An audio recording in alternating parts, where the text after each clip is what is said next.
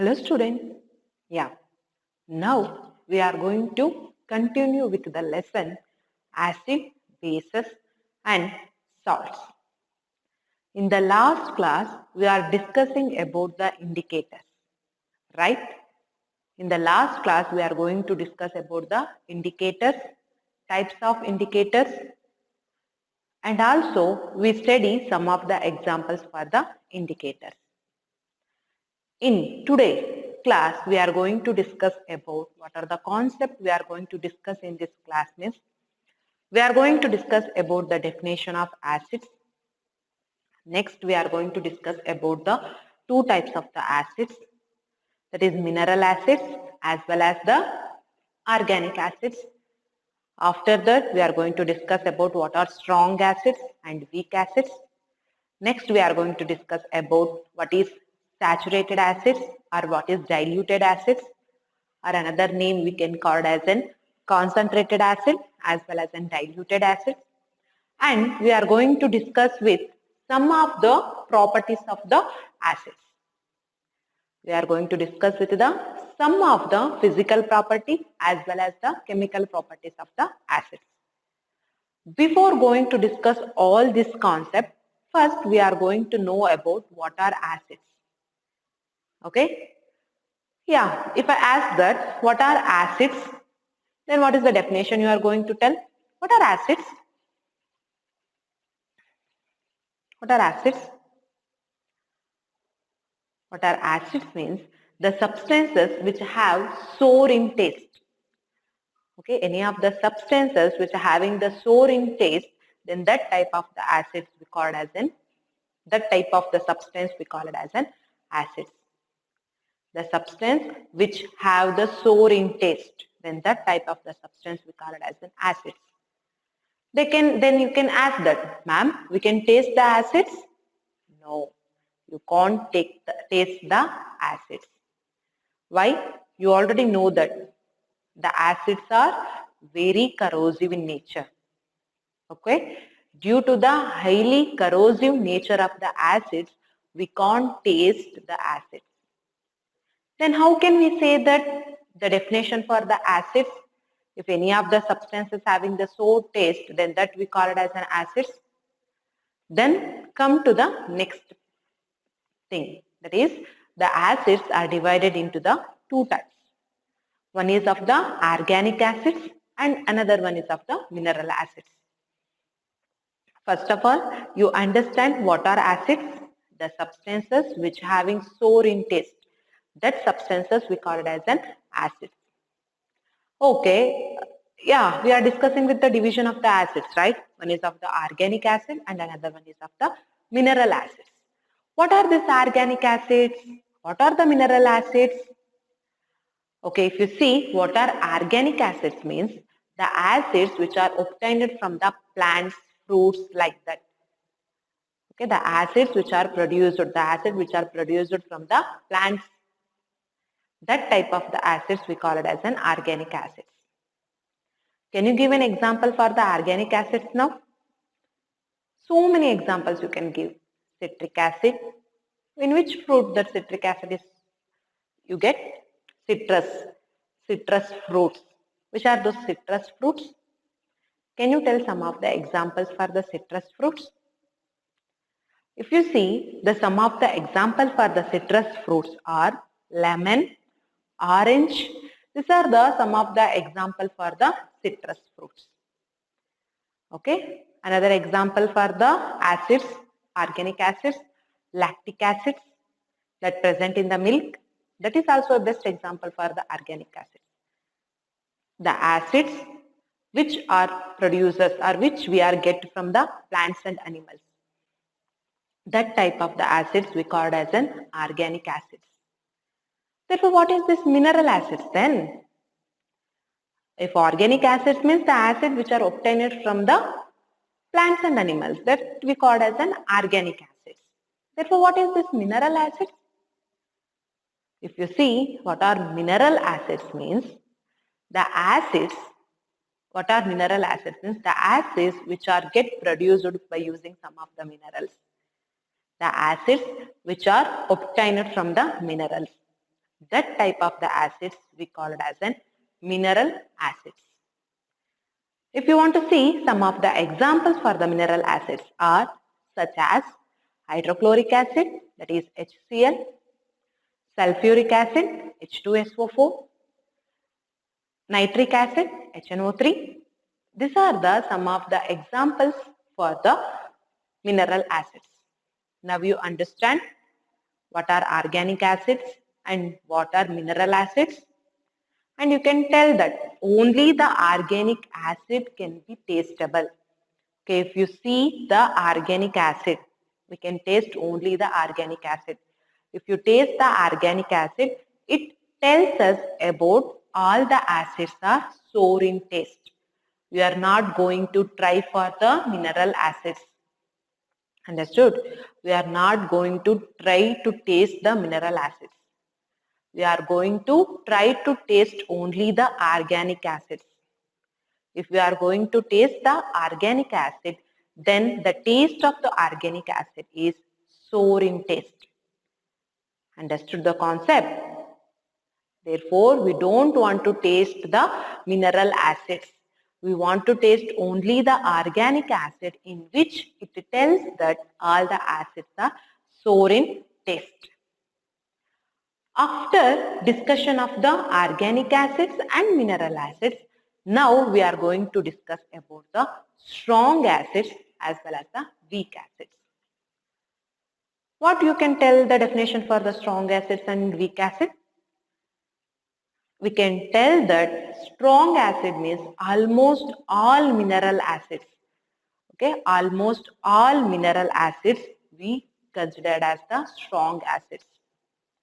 All mineral acids are considered as the stronger acids. Example, HCl, HNO3, H2SO4. These all are the example for the strong acids. What are strong acids? All the mineral acids. Okay, all the mineral acids we call it as an strong acids. Therefore, what are these weak acids? All the organic acids we call it as an weak acids. Example, acetic acid, carbonic acid, formic acid. We can give so many examples for the weaker acids. Stronger acid means the acids, all the mineral acids we concluded with the stronger acids. And all the organic acids we are going to consider as an weaker acids. After discussion with the strong acid, weak acid, organic acids, mineral acids, now the term to know about the concentrated acids and diluted acids. What is this meaning? What is the meaning of the concentrated acid? And what is the meaning of the diluted acids? What is the meaning of the concentrated acid? And what is the meaning of the diluted acid? If you know what is the meaning of the concentrated acid means, if in the acid, the amount of water should be in the less quantity, or otherwise we can tell that no amount of water is present in the acids. If no amount of water that present in the acids, or it consists very least number of amount of water is present in that acid, then that type of the acid we call it as an concentrated acids. What are concentrated acids? In the acid, if no amount of water is present or very least amount of water is present, then that type of the acids we are called as an concentrated acids. Therefore, then what are diluted acids then? Okay, if you see what are diluted acid means, if you see what is the definition of the diluted acid means, if you see in the acids, if it has maximum number of the water, okay, the amount of the water is in the maximum number, then that type of the acids we call it as an diluted acids. What are diluted acids? The acids in which consist of maximum number of water.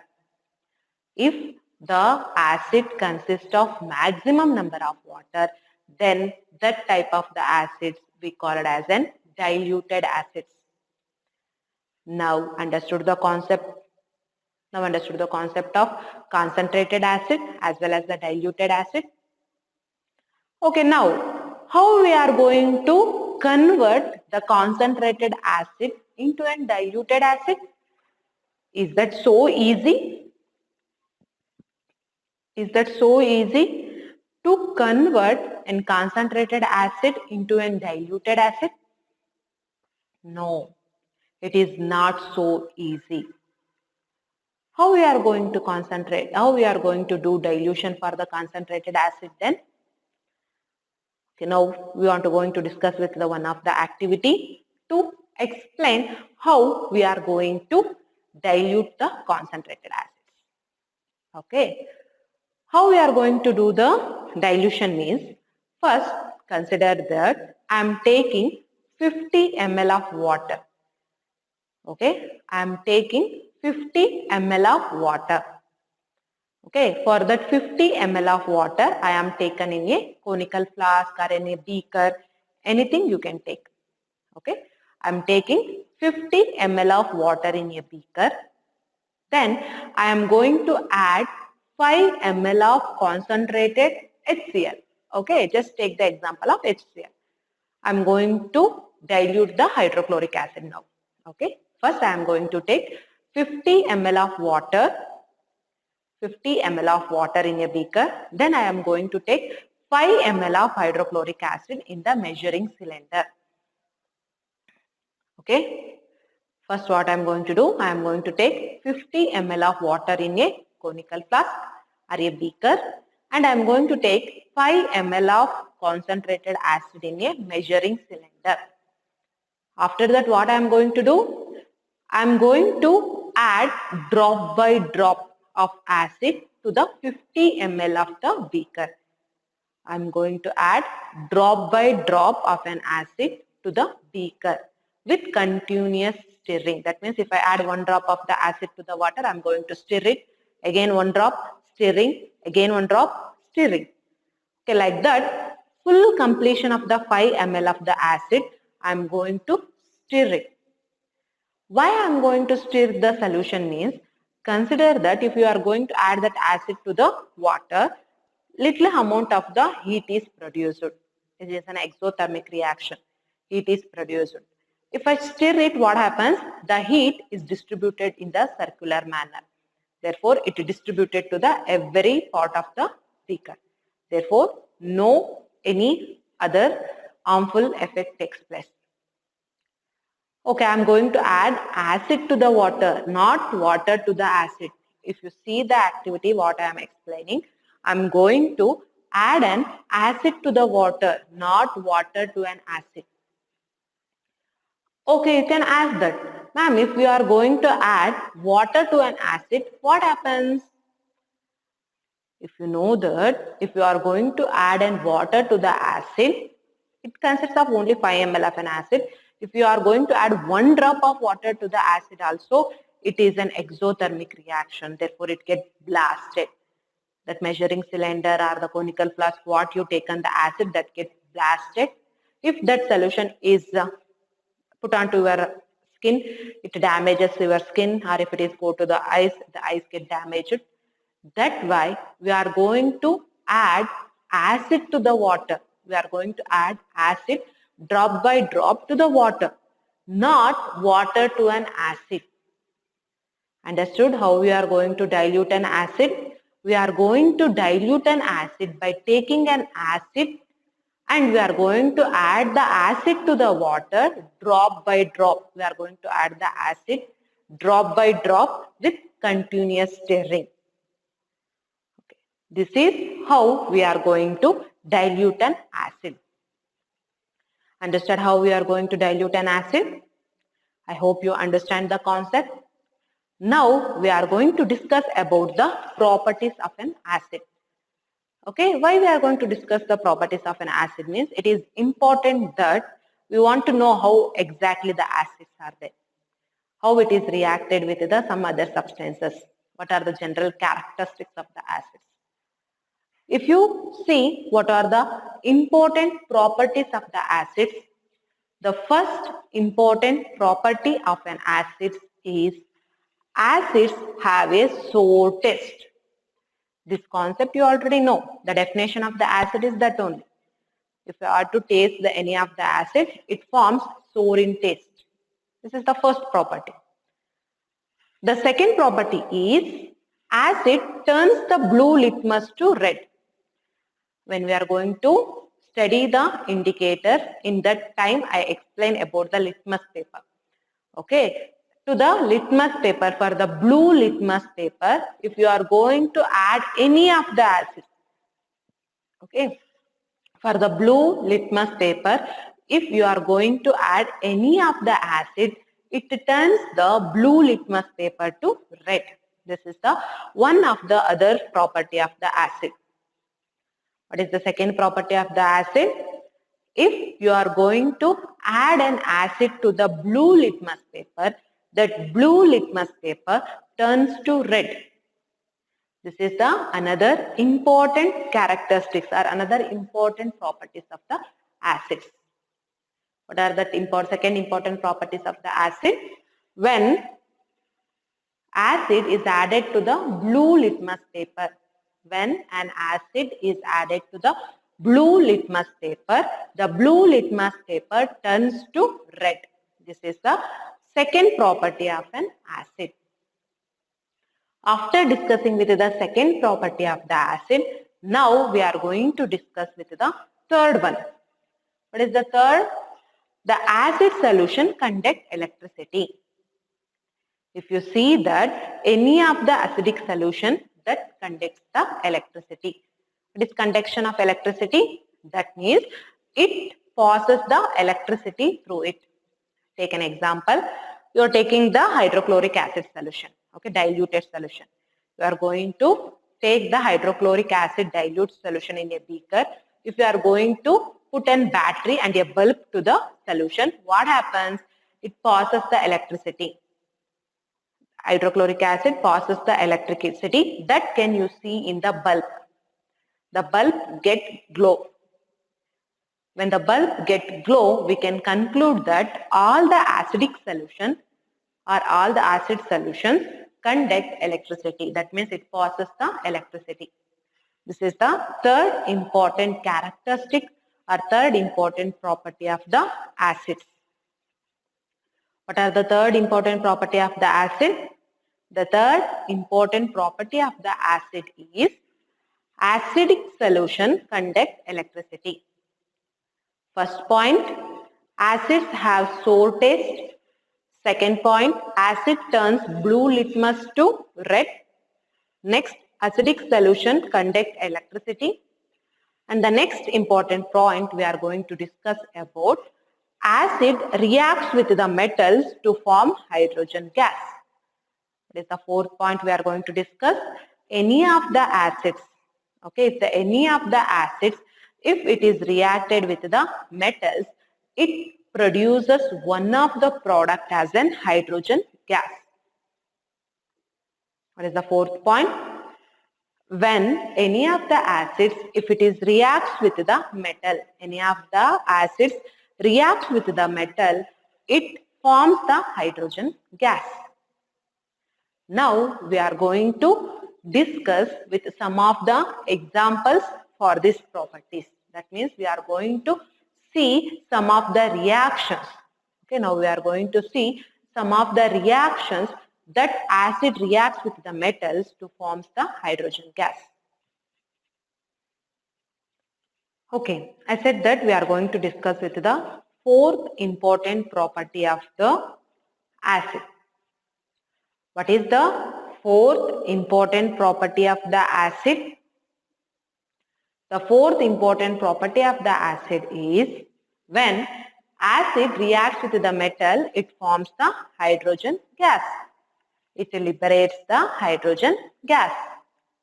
Now we are going to see the example for the property. What is the example? I already said that when the metal, any of the metal, if it is reacted with the acids, it forms salt plus hydrogen gas is evolved. This is the general equation. What is the general equation? Is when any of the metal reacted with the acid, it forms salt and hydrogen gas is evolved. One more time I am just telling that general equation. When metal, if it is reacted with the acid, it forms salt and hydrogen. To explain this property, now we are going to take the general example. Now we are going to take the example to explain this property. To explain this property, when the metal, if it is reacted with an acid to form the salt and hydrogen, we are going to take a metal of the zinc.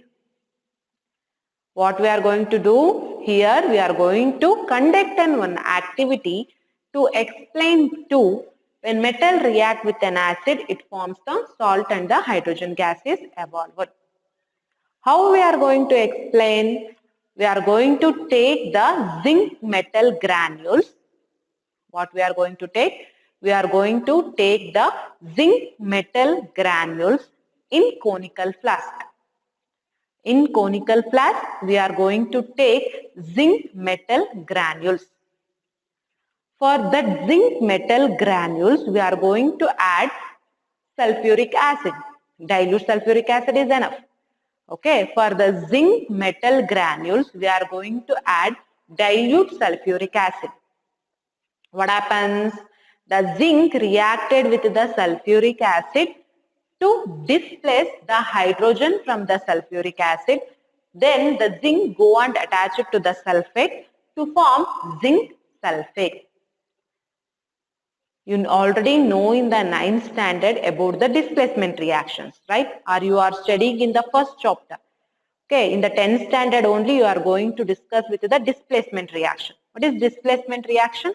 The reaction in which the higher molecules displaces the lower, or higher element displaces the lower. If you see the zinc and the hydrogen, the zinc is the more active thing. Therefore, the zinc metal displaces the hydrogen with the sulfate to form zinc sulfate. Zinc sulfate, that salt of the zinc sulfate is produced. Along with that, hydrogen gas is evolved. When the zinc granules react with the sulfuric acid, it forms zinc sulfate as well as hydrogen gas is evolved. How can you tell that the liberated gas is a hydrogen gas? To know that the liberated gas is a hydrogen gas, we want to put, okay, after the liberation of the hydrogen gas, to that liberated gas, we are going to just ignite the fire, or we are going to take some of the candle near this hydrogen gas. It produces the pop sound. What it produces? It produces the pop. Okay, it produces the pop sound. When any of the flame, candle are ignited towards the hydrogen gas, if any of the gases ignited towards the hydrogen gas, what happens means it produces the pop sound. This pop sound indicates that the liberated gas is the hydrogen gas. One more time I will just explain. When the zinc granules, if it is reacted with the sulfuric acid in the conical flask, that zinc and the sulfuric acid react each other to form zinc sulfate. Along with that, hydrogen gas is liberated. If this hydrogen gas is ignited to the flame, then you will get the pop sound. The pop sound tells us about the ignited gas. The ignited gas is an hydrogen gas. Okay. To explain this activity, I am going to show you one video. Okay. Then you will understand properly how when the acid reacts with the metal, it forms the salt and the hydrogen gas is liberated. This is the fourth important property of the acids. After discussing with the fourth property of the acid, now we are going to discuss with the fifth property of an acid. What is the fifth property of an acid? When an acid reacts with the metal carbonate, it forms carbon dioxide gas. This is the fifth property. What is the fifth property? When metal carbonate, when metal carbonate, if it is reacted with any of the acids, it forms salt plus carbon dioxide and water is liberated. This is the general reaction. This is the general reaction for the fifth property. What is the general reaction for the fifth property? When metal, if it is reacted with any of the acids, it forms salt plus carbon dioxide plus water is liberated. Best example for the metal carbonate. If you see the best example for the metal carbonate, I am taking the example of the sodium carbonate. Na is sodium, CO3 is carbonate. Therefore, I am taking the example for the metal carbonate is sodium carbonate. When this sodium carbonate, if it is reacted with any of the acid, here I am taking the hydrochloric acid. You can take sulfuric acid, nitric acid, any of the acid. When this sodium carbonate, if it is reacted with the hydrochloric acid, it forms the salt, that is NaCl, your common salt. It is NaCl. NaCl is nothing but your common salt. Common salt plus carbon dioxide plus water is removed.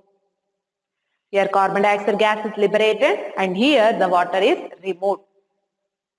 What is the example? When the sodium carbonate,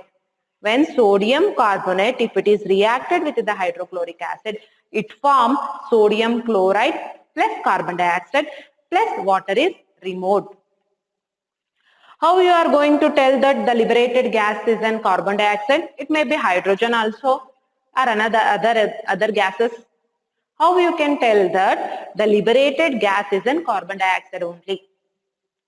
For this also we are going to conduct an activity. What we are going to do means, you want to take calcium hydroxide, that is your quicklime.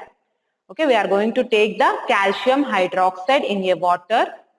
To that water, that is calcium hydroxide, to the calcium hydroxide we are going to pass this carbon dioxide gas, the liberated gas.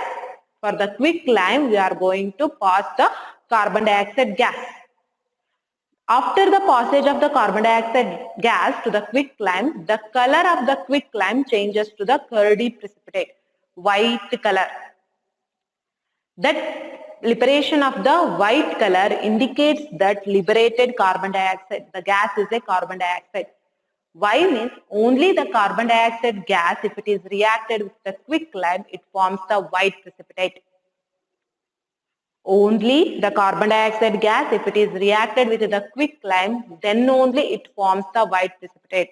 No other gases, if it is react with the quicklime, it forms the white precipitate. Therefore, it tells us the liberated gas is an carbon dioxide. This is the fifth property of the acids. One time we will discuss what are the fifth important property we discussed now. So many other properties also are there. Next we are going to discuss in the next class. But in this class, what are the 5 properties we discussed? The first is acid is sour in taste. Second one, acids conduct the electricity. Acid converts the blue litmus to red. Acid reacts with the metal to form the hydrogen gas. And the fifth property is acid reacts with the metal carbonates to form the carbon dioxide gas. These are the 5 important properties what we discuss in today's class. In the next class, we are going to discuss with so many properties of the acids along with the examples, equations, everything we will discuss. I hope you understand what are the important properties what I explained today. And in the next class, we are going to discuss with some properties. Up to that, bye everyone. Take care.